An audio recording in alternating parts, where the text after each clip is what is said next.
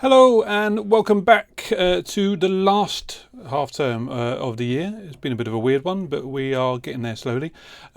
Just a very short video from me today, just to get you up to speed and to let you know what we're expecting and what we need from you this week at the very least, and then we'll have a little bit of information about how we're moving forward for the rest of this year.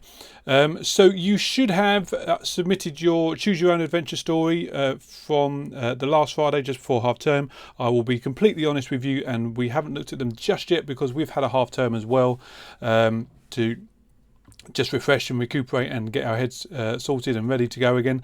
So we will be looking at those this week. Thank you very much for those of you that have sent those through. Those of you that haven't, you've already been emailed, so please read that through and make sure that you are updating that as soon as you can. Chris has had a little look at one or two of them, and they are intriguing and looking interesting already, so we'll look forward to going through those and maybe even sharing some of them. We'll ask your permission first, don't worry. So deadline for this week, for Wednesday, end of play Wednesday, is your max core games. So the final version, and however that's going to look, and I'm going to go through that in a second, of your max core games, and making sure that you've got that ready. So let's just jump to my second display. There we go. Right, so I will put the link to this Moodle submission in the description in the email, so that you've got it. But if you remember last time we did the update, I highlighted 3 different ways that you could submit work, okay? And that's the same this time around, because hopefully you've just built on what you shared last time. And if you didn't share anything last time because you weren't able to, or anything along those lines, then please take stock of what's on the screen at the moment. Have a look at it on Moodle yourself. You'll be able to see this when you go to the submission point, so that you know what you're looking at. So just very briefly to run through. So loads of you that have got access to Stencil and have been creating your games and developing them nicely, you know what we need to do. We need to see your final game, basically. If you could submit in a .stencil file and the published version, then that way if we get any niggles or anything like that, then we can upload it to our stencils and we can have a little look. But if you could upload it as both, please. So the SWF file is the published version and the .stencil file is the working stencil version. That would be grand. And there's a few different bits about how you can update. If it, like I say, if it comes out too big and you can't submit it onto Moodle, you should be able to, because it can take 100 meg for a submission, and generally the stencil games don't come out quite that big. But if it does, if you just upload it to your OneDrive space and then share us the link to your folder, all right? If you just make sure please that that folder is accessible. If not, we can email you and whatever, but it just means that the process takes a little bit longer. What we'd like to see is a supporting document with that. Now I envisage that just to be a continuation and a build of what you did before. So your initial ideas, how were they kind of developed, and then if you've got anything that you weren't able to do but you maybe kind of plan some ideas around or anything like that, then you can drop that into the PowerPoint, into the slideshow, whatever you've chosen to do to support it. You can have links in there to your beatbox stuff, and as well as and any kind of other secondary sources that you might want to show us and share with us to support your final game. So that's if you've got Stencil. If you've got a computer but you haven't got Stencil, or it's not working, or it's whatever the reason you may not have Stencil, then these are the minimum requirements, and this is what we put up last time. So I'm expecting more than this, but these are the minimum. So we should see some really nice developed character designs for your main character, and these can be hand drawn, they can be done in Piscal, they can be done using Photoshop. So some development ideas of your main character and how they might look and how they might be portrayed. 4 background designs for different levels. So we're thinking of the different levels that you might progress through in the game, how the background's going to look, how the environment's going to come together, what kind of small little kind of incidental items are you going to have in there to make it feel more realistic, and anything along those lines. Font considerations and layout for your menu screens, including win or die screens. So what does it look like when you first load up the game?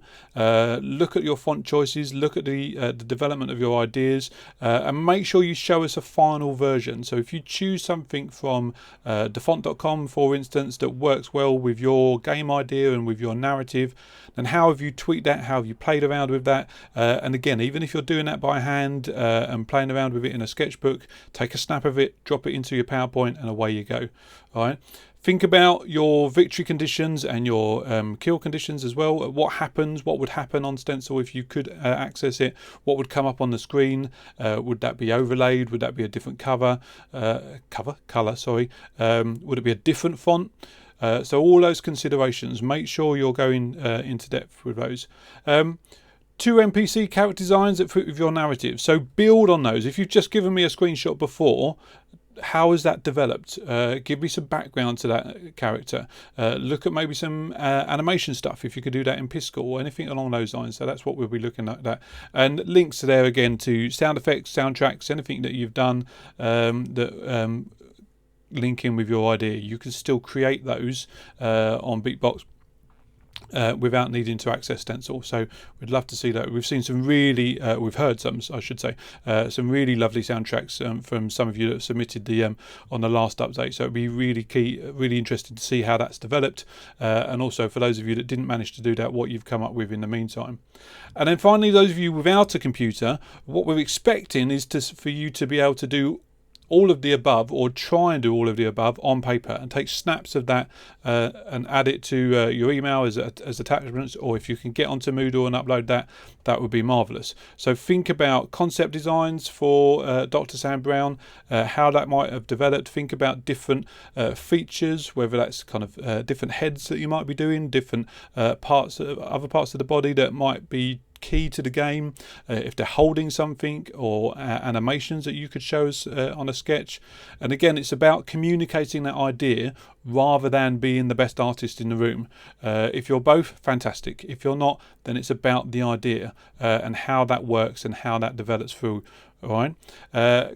Again, that follows through into the next one, looking at the concept designs for your NPC characters. How have they developed from last time? How have you been able to take them on a step? How have you maybe applied colour and different elements like that to your designs? 4 different backgrounds again, so that you can go through and have a little look at how the environments might work like before. And then if you can't get onto Beatbox because you don't have a computer at all, I think you can access it on phones, but I'm not sure how well that would work. But if you can't access it, then thinking about how you're finding that inspiration, what type of music, what kind of sounds might be working. So we'd expect to see maybe a collation of some YouTube links or some audio links that you can share with us, so that we can see that you've been working and planning and developing those ideas through in a different way. So there's 3 different ways that you can and should be submitting stuff for Wednesday. So with Stencil, with a computer but without Stencil, and without a computer or access to much tech at all. So none of you should be able to come to me and say, oh, I can't submit anything. You've all got the option to submit something in some sort of way. All right. So that is due for Wednesday. Now, just on that point, a few of you have sent me some emails, and I've noticed them this morning when I opened my inbox. Apologies for not getting back to you before. So if you are, and they're both music related with Stencil, so if you are looking to get a fixed bit rate in your MP3s with Stencil, so you'll see if that's an issue for you, you will know, because it would pop up with a little warning saying that you've got, I think it's with a variable bit rate and you need a static one. Let me just go through things so you don't have to go through my inbox. Let me just find Dan's email. Sorry, I should have checked this before, but there it is. So Stencil will ask for a static bit rate for your MP3s, and it might pop up saying that you've got a variable bit rate. Okay, so really simple way around it. If you go into or if you download and install, if you haven't got it already, Audacity. This is a free program. We've used it at college, so you should recognise it in some shape or form. And hopefully, if I can just record something, it'll pick something up. Yeah, good. So once you've got something like that, and you're ready to export it, so you maybe done it in Beatbox, or you've found a sound effect or something like that, and that's the one that's throwing the issue up.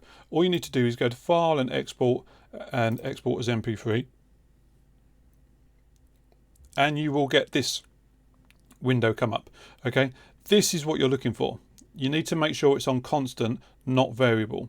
So if it's something that you've downloaded, or even sometimes when you create something, it will default it to a variable. You just need to make sure that when you're exporting it, you change that to constant.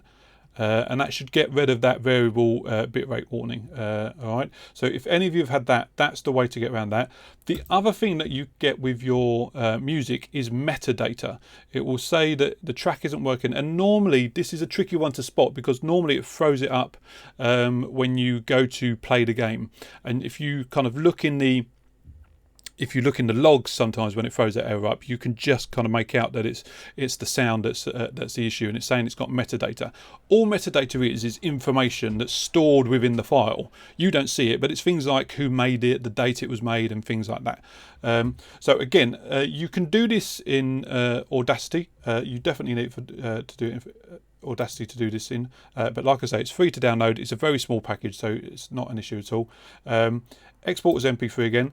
You might, the first time you do this, it might say that you're missing a file for exporting as MP3s, but it will guide you through where you can download that. It's a tiny little file that's actually, I think it's a Java file. It's really easy to install, so don't panic if it does that. Just follow the instructions and you'll get it sorted. It may not throw it up, but just in case it does.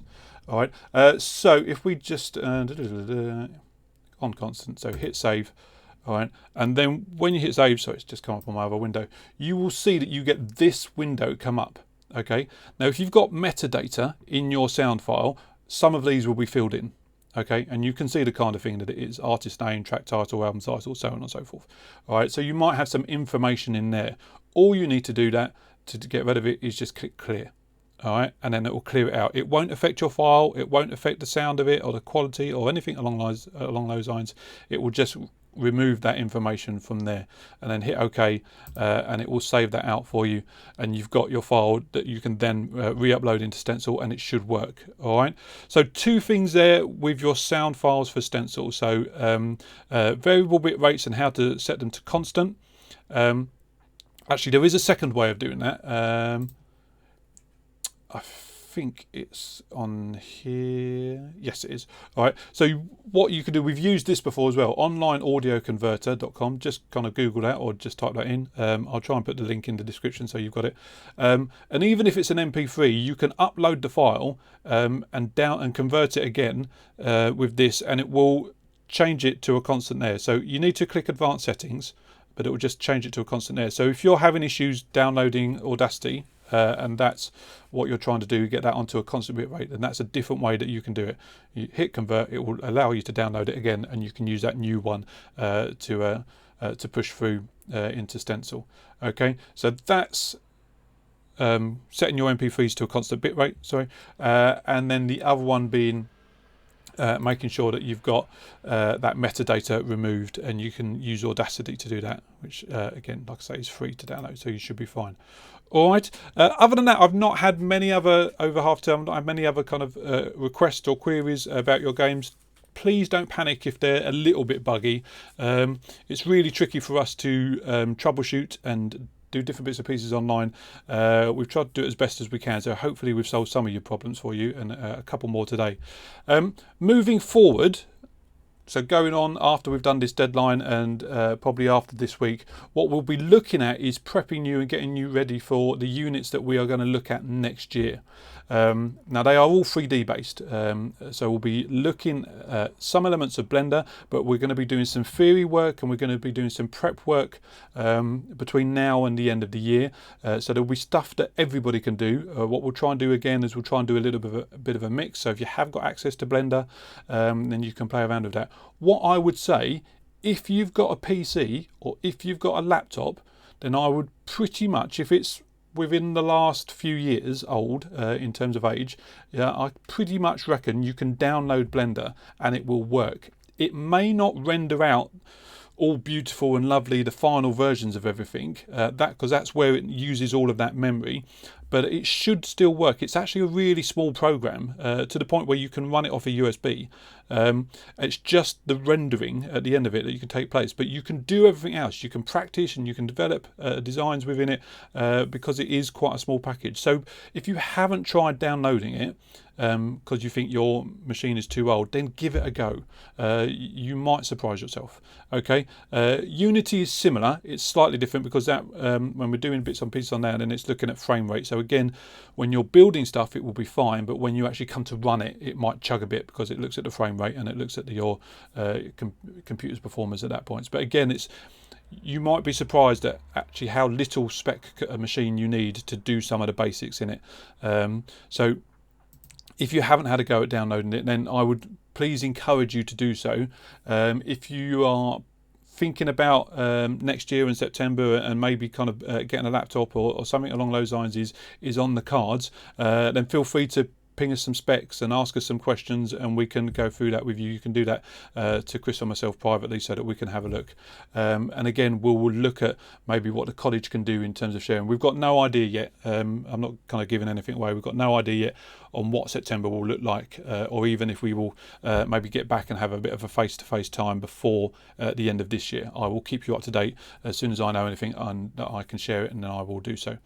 All right, so looking forward to seeing your games on Wednesday. You've got all day Wednesday, so end of the day, end of play on Wednesday as normal to get those updated.